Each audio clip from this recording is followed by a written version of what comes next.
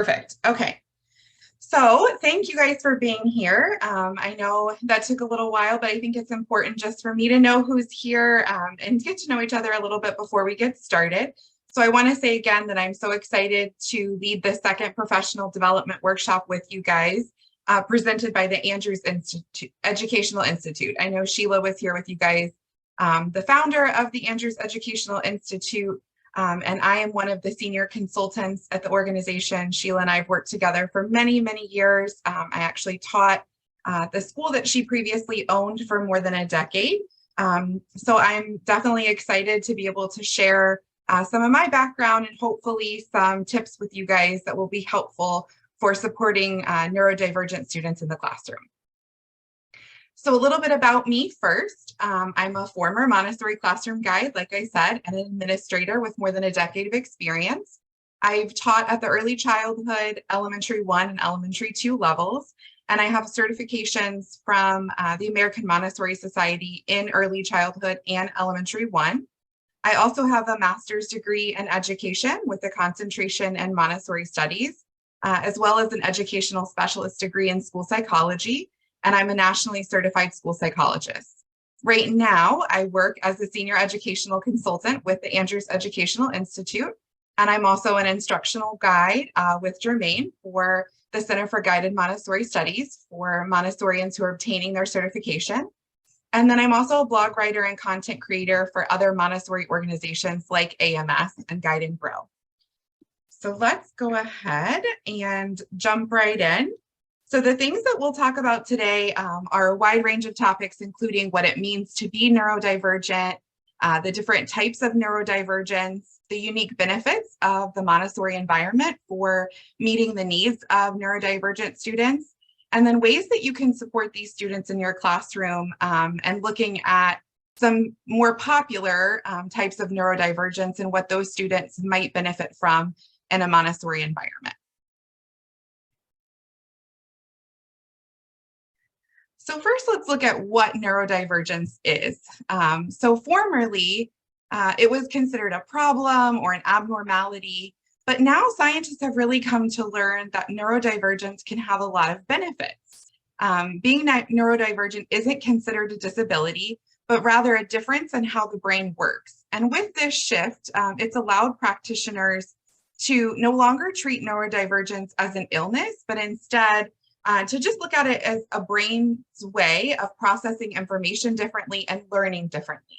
So neurodiversity is the idea that it is normal and absolutely acceptable for people to have brains that function differently from one another.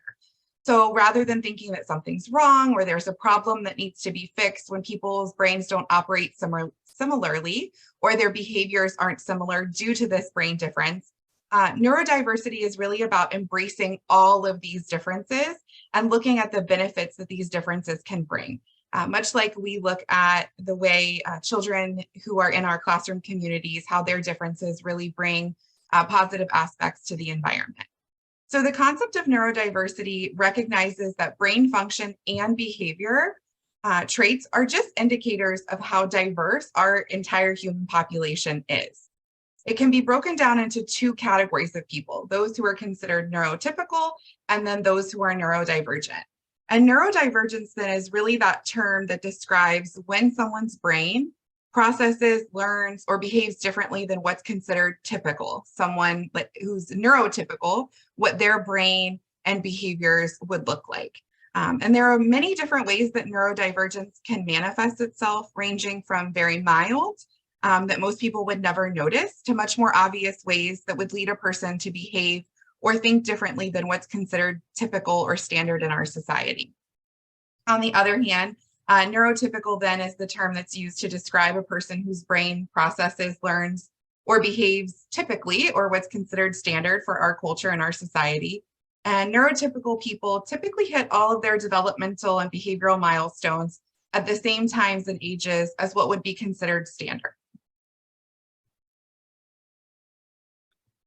Because the idea of neurodivergence has grown so much and now encompasses such a range of categories, there are many different ways that neurodivergence can manifest itself. These are some of the most common examples, and I heard a lot of you mention several of these, that you either have students in your classroom exhibiting these characteristics or perhaps have had them in the past. So we'll start with autism. Autism is a neurological and developmental disorder that's known as a spectrum disorder because it presents on a range from mild to severe. And the autism spectrum disorder, or ASD, can affect a child's behavior and emotions and includes a broad range of conditions that include difficulties or challenges with socializing or developing social skills, repetitive behaviors or restricted interests, and also speech and language challenges. ADHD, which is attention deficit hyperactivity disorder, is an executive function dysregulation disorder. That means that children will have difficulties managing their thoughts, focusing their attention. They might have challenges with impulse control or regulating their behaviors, and also with regulating their emotions. And children with ADHD, or even people with ADHD, it happens for adults as well, will have difficulty or may have difficulty with organization. They might experience restlessness.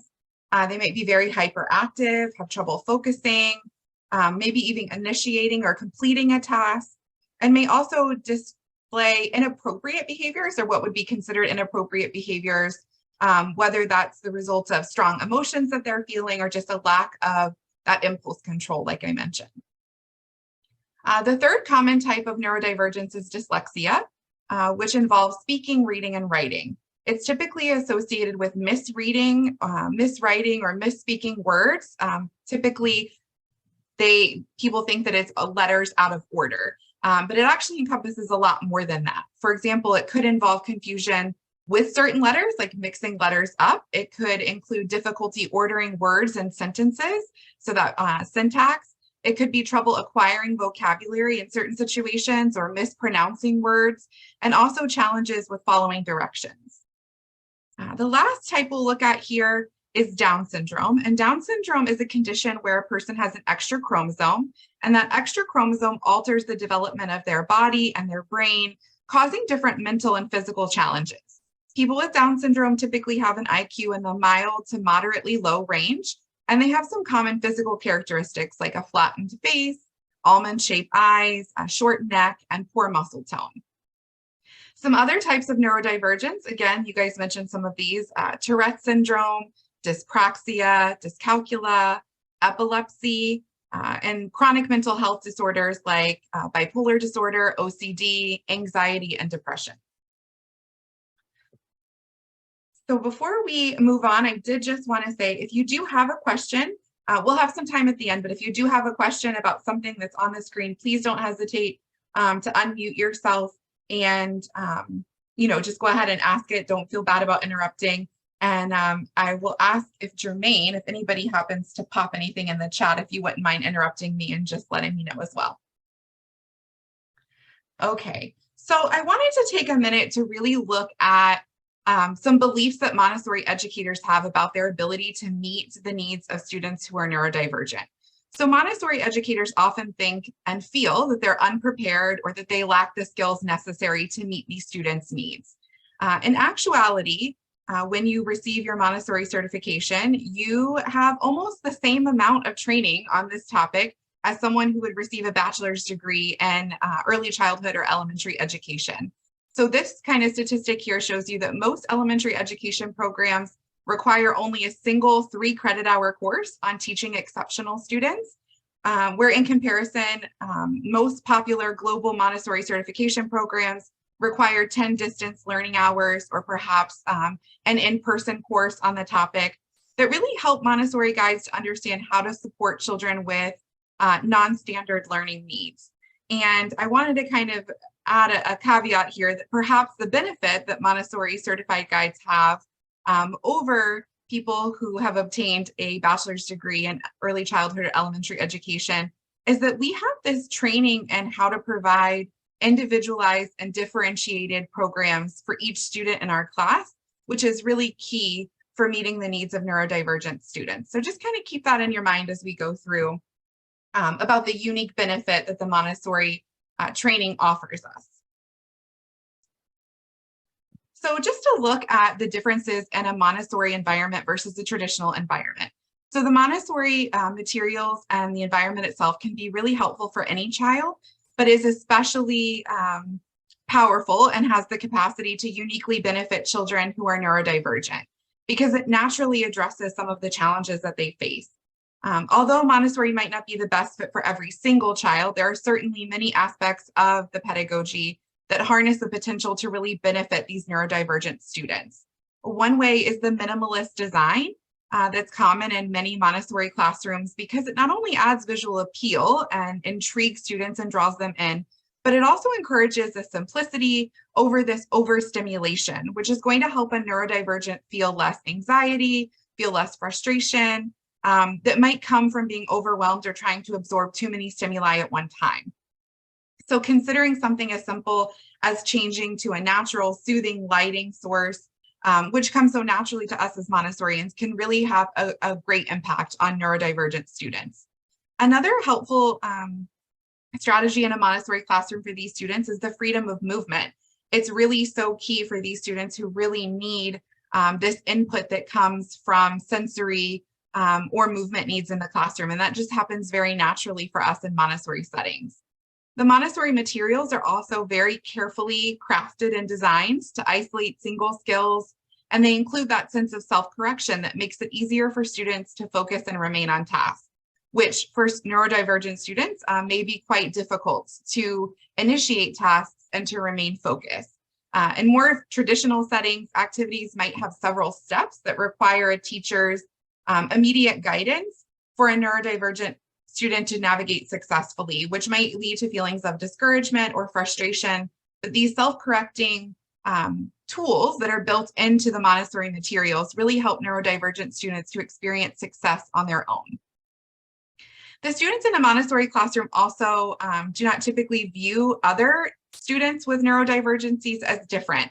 I know that we were kind of touching about that right before we got started, that the multi-age setting in a Montessori classroom and the really diverse environment that develops in many Montessori classrooms, and also the individualized approach to education that Montessori encompasses, allows each child to really be themselves and to feel accepted. However, I do have to say that despite these inherent benefits of a Montessori environment, sometimes additional assistance from the guide or other support staff, both inside and outside of the classroom, may be necessary to really ensure that neurodivergent students experience the greatest level of success. So before we take a look at what those extra supports may be, I just wanted to give a little bit more kind of support for the importance of the multi-age classroom and how that reflects diversity and inclusion, which is a really important thing for all students, and especially students who are neurodivergent.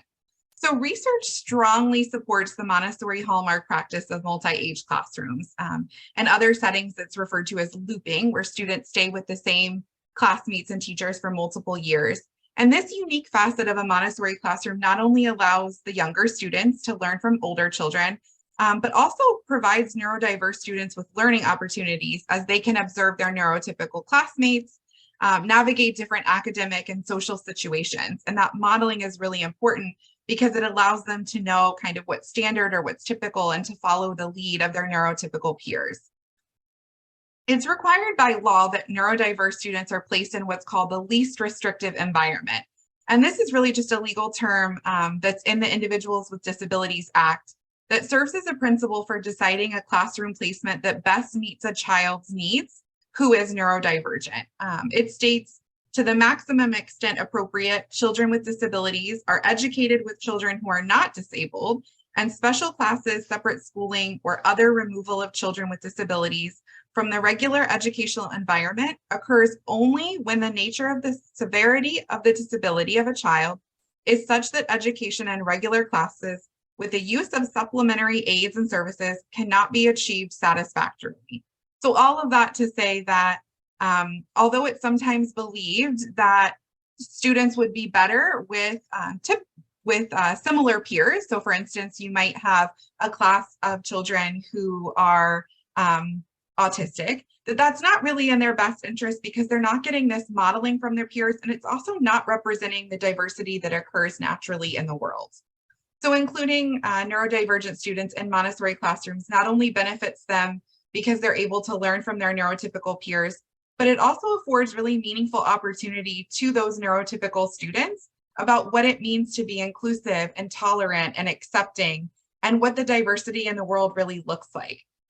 It mirrors the real world where individuals work and socialize with people of all ages, backgrounds, and dispositions, and really is that preparation for life that Montessori is intended to be.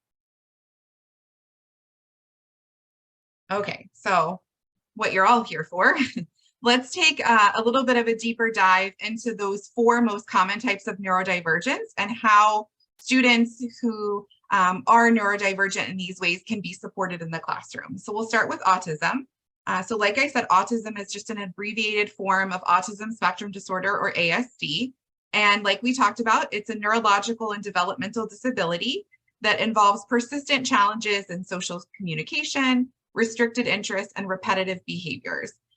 It also part of that social communication is not just socializing with peers, but also difficulties with speech and language development. Early signs of autism might be recognized by parents, caregivers, or pediatricians before a child is even 1 year of age. But in some cases, the functional impairment might be mild and not apparent until a child starts school and enters into your classroom when their deficits become more pronounced in comparison to their peers. Social communication difficulties might include challenges responding to one's emotions or the emotions of others, aversion to eye contact, scripted speech, very literal interpretations. They have difficulty with figurative language and difficulty with reciprocal conversations. Restricted interests and repetitive behaviors can include inflexibility, difficulty coping with changes in routine, being overly focused on niche subjects that are really interesting to them, sensory hypersensitivity, stereotypical movements like hand flapping or rocking, and arranging things in a very particular manner.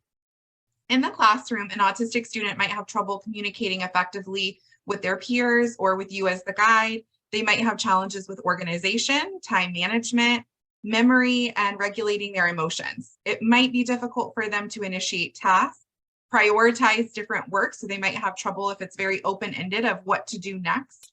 And they might also have trouble coping with mistakes and become overstimulated.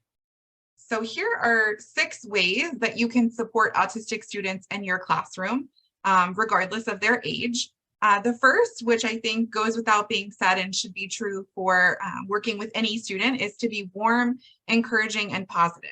So although Montessori guides should always exhibit these qualities as the prepared adult, it's really imperative that these feelings are made clear to autistic students who might feel easily discouraged or frustrated. Acknowledging and validating their feelings, encouraging them, providing them praise. I know we typically say not to praise children, but praising students in very specific ways of what you're seeing can really motivate a student who is autistic and allow them to reach their full potential. Another helpful strategy for supporting these students is allowing sensory and movement breaks during the work period. That freedom of movement that's natural in a Montessori classroom should really be encouraged for autistic students so that they can listen to their bodies and take breaks when they feel like they're needed or when they're having trouble focusing.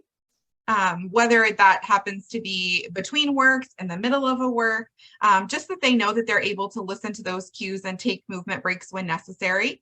They also may need opportunities for additional sensory input through activities like jumping on a trampoline or carrying a really heavy watering can. That's going to give them that deep, it's called heavy work, or that deep proprioceptive input that they may need.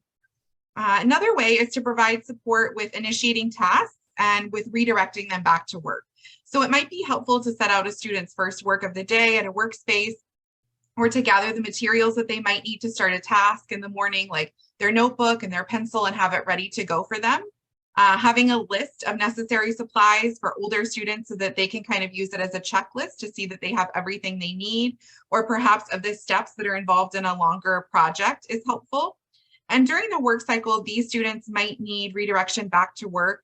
It might be gently placing a hand on their workspace or on their shoulder just to kind of give them a physical cue. It might even just be making eye contact with the child and then looking at their workspace with no words needed.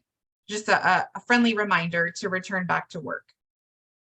Another way that you can support these students is by providing them prompts for transitions or changes that are going to happen in their routine. So autistic students are likely to struggle with transitioning or adjusting to changes, things that are unexpected. So to support them, it's important that you provide prompts to prepare them for when these transitions are going to happen or when the schedule is going to be different.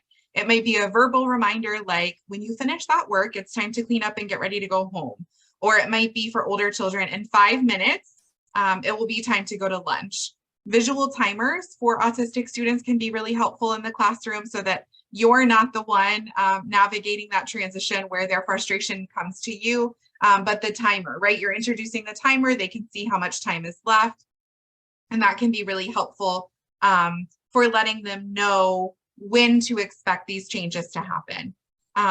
If you have a guest coming for a special lesson, or maybe recess is happening at a different time, explaining these changes earlier in the day and even having a visual schedule that the child can refer to know what's coming next will really help these students have less anxiety and feel less frustrated in the moment.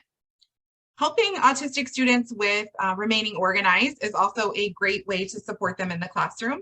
You can maybe recommend a system for these students that might help them, whether that's a special place in the classroom with a basket of their belongings, or maybe some kind of little bag that they can take with them to different workspaces in the classroom. And then, like I said, for larger projects or assignments, finding ways to break them down into more manageable pieces, maybe a checklist for older students is also helpful. And then finally, really placing emphasis on grace and courtesy lessons. So although the Montessori method introduces these naturally, really focusing on concepts like turn taking in conversations, or exhibiting, recognizing personal space, maintaining eye contact. All of these things, extra lessons on them or more one-on-one repetition with these grace and courtesy lessons will be really important for autistic students. You can role play or encourage social interaction with an autistic student and their peers to support them in this way. And visual aids might also be really helpful to help them navigate how these grace and courtesy interactions take place. Visual stories is a great visual aid. It's like a little book, and you can use pictures of the child, or they can be unrelated pictures, but really giving them explicit instruction on like how to navigate a conversation. Okay, so the next neurodivergence we're going to look at is ADHD, which is actually one of the most common types of neurodiversity affecting children. It's estimated that 8.4% of children have ADHD, and characteristically, it's more common among boys and girls, but that might be just because boys tend to exhibit some of the more noticeable behaviors. According to Raina Parikh, who is a doctor, many ADHD symptoms like high activity levels, difficulty remaining still for long periods of time, and limited attention spans are common to young children in general. The difference in children with ADHD is that their hyperactivity and inattention are noticeably greater than expected for their age. And this is the important part, that they cause stress and or problems functioning at home, at school, or with friends. So in order to receive a diagnosis of ADHD, a child has to experience real difficulty in at least 2 settings, so home and school would be 2 examples, for at least a period of at least 6 months. And there are 3 different types of ADHD. So formerly ADD was something separate. Now it kind of all falls into the same category if you look at the way that it is diagnosed. So there's an inattentive type, a hyperactive, an impulsive type, and then a combined type. So common symptoms of the inattentive type would be difficulty remaining focused on tasks, problems organizing work, distractibility, lack of attention to detail, where common symptoms of the hyperactive impulsive type might be fidgeting, difficulty remaining seated, frequent movement, constant talking, and a lack of impulse control. And then the combined type would just mix symptoms from each of those 2 different types. Often ADHD is first identified in school-age children because that's when the disruption in the classroom or the difficulty with schoolwork that some of these symptoms really cause is most noticeable. And so it might be difficult for a child when they start school who has not received a diagnosis to start their work, to remain focused, or to complete their tasks fully. And providing them help with time management, organizational skills, and planning skills can really help them be successful in the classroom. They might also need some support navigating peer relationships because their impulsivity and heightened emotions, or their inability to regulate their emotions effectively, can really interfere with having positive relationships with their classmates. So here are some ways that you can support students with ADHD in your classroom. You'll notice there's a lot of overlap here, so we won't go into too much detail because a lot of the strategies for supporting students with ADHD are very similar to supporting students with autism. Again, being warm, encouraging, and positive, as we always should. It'll really help students with ADHD who might be feeling discouraged or frustrated because of their challenges. And that really specific praise, again, can motivate these students. The sensory and movement breaks, again, are going to be really important for students with ADHD because it's going to allow them to step away when they're having difficulty focusing and then come back when they're feeling more regulated. One that is really important for students with ADHD, especially if it is the inattentive type, is providing them support for task initiation and for redirecting them back to their task. So those checklists of the items that they need, preparing their workspace in the morning, maybe a checklist for the steps in a longer project, giving them eye contact and kind of gently nudging them back to their workspace. All those things are really helpful for a child with ADHD. Here are some other ways that you can support these students. Again, the prompts for transition and changes are key. You're going to want to let these children know when transitions are happening, when changes in the routine are going to take place, because that can be really bothersome for them. You want to help them with organization, providing them those strategies, whether it's a folder or a basket, just a way that they can organize their materials and organize their time to help them be successful. And the last one here that's different is allowing self-pacing. So the Montessori method, as we all know, naturally encourages following the child and allowing them to set their own pace for learning. Applying this principle to children with ADHD gives them that freedom of time that they need to acclimate themselves to a project without causing a sense of frustration that likely will come when a child feels rushed. It's also really important to give a child with ADHD extended time if you feel like they need it in order to complete a task. So just keeping in mind that they might need a little bit more time to finish something than their neurotypical peers. The next type of neurodivergence we're going to kind of take a deep dive into is Down syndrome. So Down syndrome, like I said, is a condition where a child or a person has an extra chromosome. Typically, we're born with 46, and children with Down syndrome have an extra copy of chromosome 21 that alters their development of their brain and their body, that causes those mental and physical challenges. So like we talked about, there are those physical attributes, the almond-shaped eyes, the flattened face, and also the change in their IQ. They're typically in the mild to moderately low range. Down syndrome can affect learning abilities in many different ways. That mild to moderate intellectual impairment can cause delays in speech, delays in motor skills. Small muscle activities like handwriting will likely be affected because of their poor muscle tone.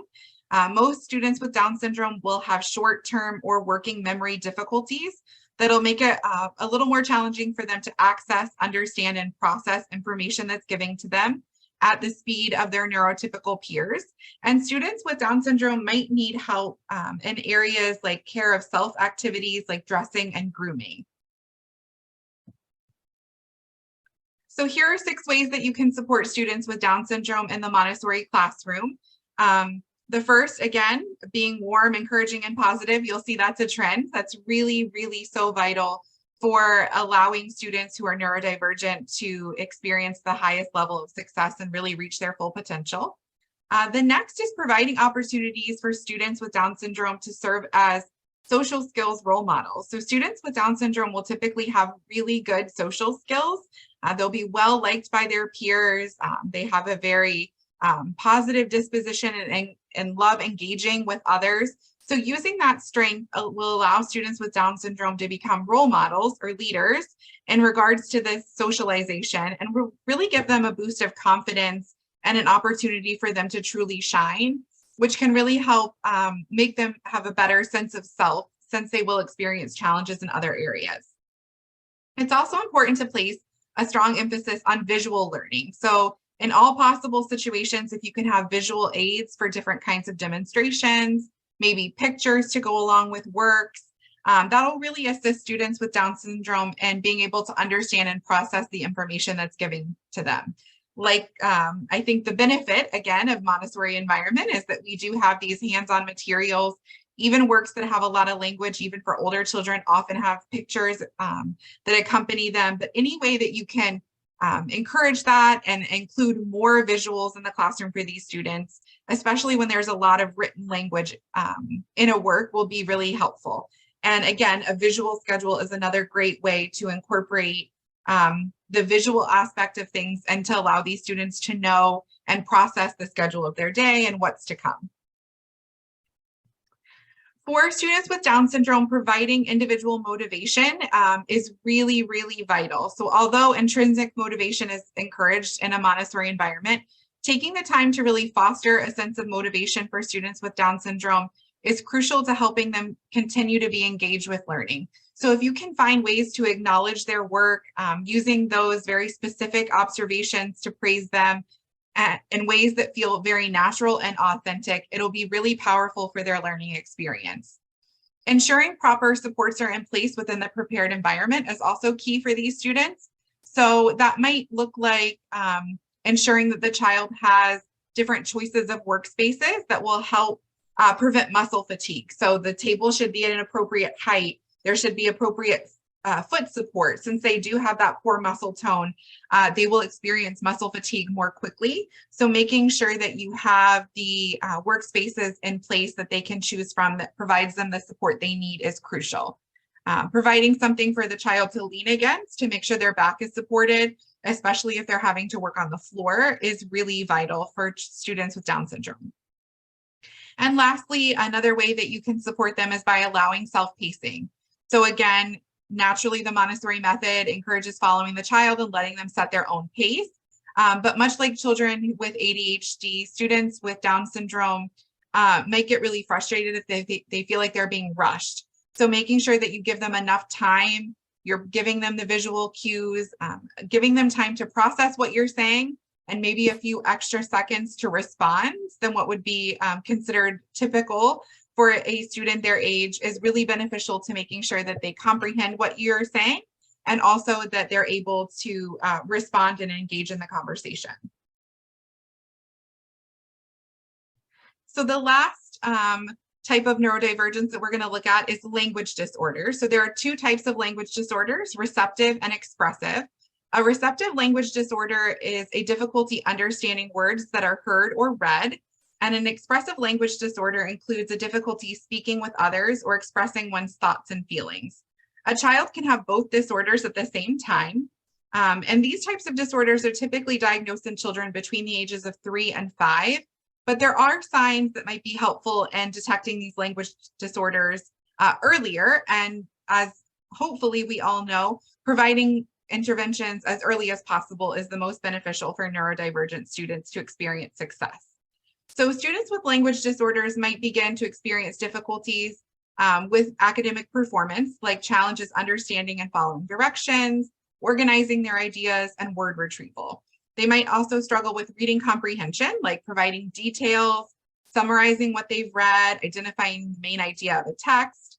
Oral language difficulties might include trouble expressing their thoughts, answering questions, providing details. And these challenges can also impact the child's written expression and written language abilities as well. They might have trouble providing details when they're writing. It might also impact their pragmatic skills and having a lack of knowledge of social rules or difficulty maintaining a conversation. So in that way, it might be a little confusing when a child has a language disorder and kind of differentiating that from an autistic student. And language disorders can actually also lead to behavioral problems because the child experiences a lot of frustration due to their communication challenges. So what might look like ADHD or perhaps autism may actually just be an underlying language disorder causing a lot of frustration. So I know there was a specific question about dyslexia, so I wanted to kind of look a little more in depth at that specifically. So dyslexia is a learning disorder that involves difficulty reading because of having problems identifying speech sounds and learning how they relate to letters and words, which, as I'm sure we all know, is decoding. It's also called a reading disability. And dyslexia is a result of individual differences in areas of the brain that really process language. It's not due to any problem with intelligence. There's no hearing difficulties or vision problems. And most children with dyslexia can succeed in school if they receive tutoring or a specialized education program to really provide them that targeted approach and support that they need. Emotional support also plays a really key role in helping these students experience success. Some common warning signs of dyslexia in young children, for those of you in the pre-primary and primary grades, would be late talking, learning new words slowly, problems forming words correctly, like reversing the sounds in words or confusing words that sound alike, problems remembering or naming letters, numbers, and colors, difficulty playing rhyming games. And all of these things can really be easily observed if you're watching carefully using those Montessori materials that are in a primary classroom, and especially with the use of a 3-period lesson. Some dyslexia symptoms in school-age children, for those of you in elementary, would be reading well below expected age or grade level, problems processing and understanding what is heard, difficulty finding the right word, or families are forming answers to questions, problems remembering the sequence of things, difficulty seeing similarities or differences in letters and words, the inability to sound out the pronunciation of an unfamiliar word, spelling difficulties, taking an unusually long time to complete a task that involves reading or writing, maybe avoidance of activities that involve reading and writing, difficulty summarizing a story, and even difficulty doing math word problems because of the reading and writing involved. So 6 ways that you can support students with language disorders, and dyslexia being included in that. Again, first and foremost, like we've said many times, be warm, encouraging, and positive. Providing extended time for these students is really important. They might need extra time to process questions, to gather their thoughts, and also to respond.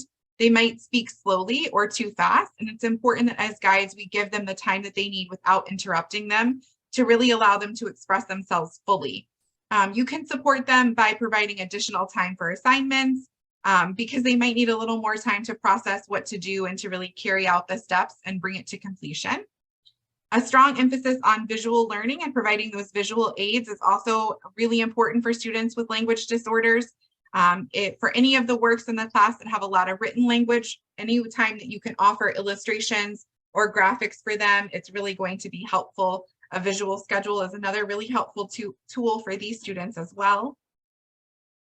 One that's a little different is allowing alternative forms of assessment. So in lieu of asking students to speak in front of the class to demonstrate their knowledge, maybe that's a presentation, if you can allow them alternative ways to assess their knowledge, it will help students with language disorders feel more confident. So even if that's calling on a student during a small reading group, if you can provide them a little bit of a prompt or a warning beforehand so that they can process and prepare themselves, that can really make them feel more confident and allow them to experience success. And again, this should come really naturally in Montessori because we're always creating alternative ways to measure a student's knowledge and understanding and to allow them to show us their progress and their performance very naturally.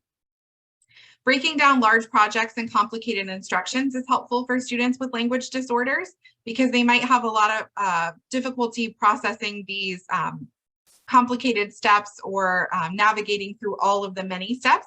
So if you can take a few minutes to spend some time one-on-one with them to review the directions, break the assignment down into smaller parts, maybe writing the instructions in their own words or drawing pictures for them that they can refer to later is helpful. And then the last is providing limited choices.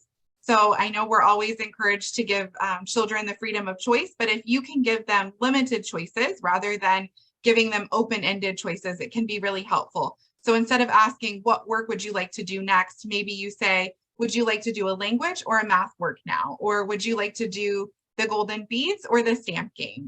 So just really kind of limiting the choices that we're giving them can be helpful. So one of the greatest concerns that I hear a lot from Montessori guides now that we've looked at these different types of neurodivergence is that neurodiverse students really take up a lot of your time and you feel like it's taking away from other students in your class, and that's becoming unfair. So you definitely want to make sure you're meeting each child's individual needs, but it's also important to have the awareness that neurodiverse students might require a little bit more attention, redirection, and support, and that that's okay. Just like we try to help students understand the difference between being fair and being just, we need to make sure that we recognize the difference that it's going to take from us as the guide to meet these children's needs in the classroom. Some strategies that you can implement to make sure that you keep things balanced are preparing the environment in a way that supports these students. That's the right size seating, a visual schedule, spending more time in the beginning of the year, really diving deeply into those grace and courtesy lessons and setting the expectations. Asking the child to choose a workspace or you choose a spot to give lessons near them so that you can redirect them more easily. Utilize the help and support from your assistant if you have one. Take the time to model for them what support and redirection for neurodivergent students looks like so that they can support you by being the one to do that when you're in lessons. And then also use the help and support of your older students. Allow them to really accept leadership opportunities so that they can be the ones to guide and help the neurodivergent peers in their classroom. So when you're trying to determine if a student might be neurodivergent, it's really important that you take a lot of time to observe. So there are 4 areas that are going to be really helpful to carefully observe when you have a concern that a child might be neurodivergent. The first is going to be their classroom behavior. So you're looking at things like, does the child demonstrate age-appropriate self-control? Do they have an established work cycle? Is their activity level typical for their age, hyperactive or hypoactive? Are they visually distracted easily or orally distracted easily? Do they avoid certain types of work? What do they avoid? The second is classroom performance. So do they sequence things appropriately? Is their perception within normal age limits? Is their oral language development within normal age limits? Do they stutter? Do they have difficulty with their writing or reading skills? The third is social behavior. So do they have any friends? Do they have a lot of friends, few friends? Are they older or younger? Do they act immature or possibly too mature for their age? Do they avoid social situations? Do they have difficulty relating to adults or to their peers? Do they not like being touched? And the last is motor skills. So looking at the child's gross and fine motor skills and seeing if they're coordinated, are they age appropriate? Can they demonstrate hand-eye coordination? Do they have average perception of directionality? The match teacher checklist, which is the observation of academic performance in a Montessori classroom, is a great tool for early childhood. And also there's a referral form for older students, and it's intended for an elementary classroom. And it's called the match teacher checklist for early childhood, and the referral form is for older students in elementary that can really help guide these observations for you to pick up on these key details.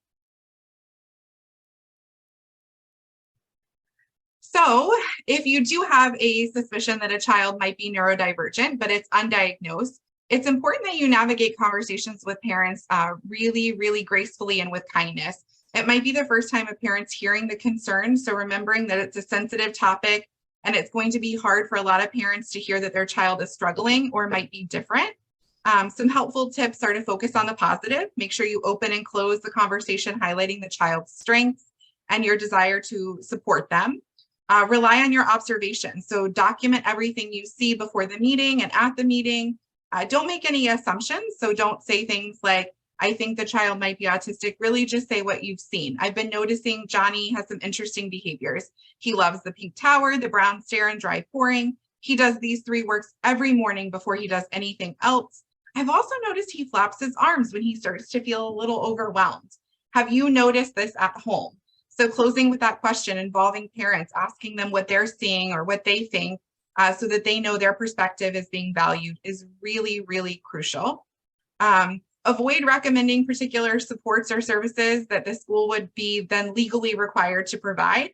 So if you feel a child might need an outside evaluation or extra support, maybe from a speech and language pathologist, ask the parents if they'd like you to talk to the administration about some extra options to support the child.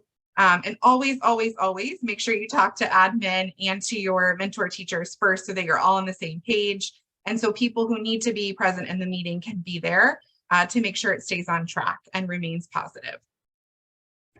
If you think that a child might need some additional support, neurodivergent students can often benefit from the support of outside services, whether they're in a public school or Montessori setting. And they can really give them targeted support that they need. So students with Down syndrome might benefit from occupational therapy to help strengthen their muscles and develop their fine and gross motor skills. Students with a language disorder might benefit from speech and language therapy. Autistic students or students with ADHD might benefit from counseling or social skills groups to help them regulate their emotions and navigate relationships. And then again, it's important not to recommend these yourself, but instead consult with your admin and your mentor teachers if you have one about your school's policy for having a child receive an evaluation. And then a school psychologist would be the one to recommend these types of services. So if you are interested in learning more, I did want to share some great resources with you where you can kind of dive a little bit more deeply. So these are 3 great books that talk about inclusion strategies for students who are neurodivergent, ways that you can meet, and you can see even in these books, there's a multitude of ways these students are referred to: special needs, learning differences, exceptionalities. So these are 3 great resources. The Shelton School also offers a MACAR training, which stands for the Montessori Applied to Children at Risk, which is how they identify children who have learning differences or other exceptionalities. And there's also a Montessori Inclusion Endorsement course that's offered by AMS.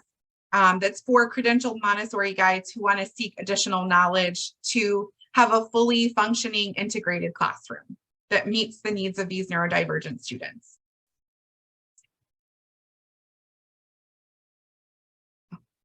I saw the chat, I got distracted. Okay, so I just want to take a few minutes. I'm going to go ahead because I know we are probably a little over time, so I'm going to skip to the next slide just so that I can say thank you so much for you guys having me, for being here. If you do have questions, feel free to unmute yourself and ask them or pop them in the chat. I did include the Andrews Educational Institute email address here. If you do have follow-up questions, please feel free to email me there, and I can also chat with you guys individually afterwards.